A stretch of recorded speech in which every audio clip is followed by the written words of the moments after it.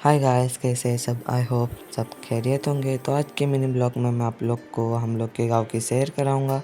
तो चलो अब हम मेरे गांव की सैर करेंगे। मेरे गांव का नाम उन्हौरे है। देख सकते हैं आप लोग, मेरा गांव छोटा सा ही है लेकिन बहुत खूबसूरत और बहुत अच्छा है। देख सकते हैं आप लोग, मेरे गांव में छोटी छोटी सड़कें निकली हुई हैं, नदियाँ निकली हुई है और रोड निकले हुए, और मेरे गाँव में हर तरह के पेड़ पौधे भी है। और जो मेरे गाँव में जो मेन पॉइंट है जिसके नाम से हम लोग का गाँव माना जाता है, वो पॉइंट है ये गर्म पानी का। देख सकते हैं आप लोग, ये नेचुरल वाटर है जो ज़मीन में से निकला हुआ है। जो ज़मीन में से यहाँ पे से गर्म पानी निकलता है। यहाँ पे दूर दूर से टूरिस्ट आते हैं हम लोग के गर्म पानी में नहाने के लिए।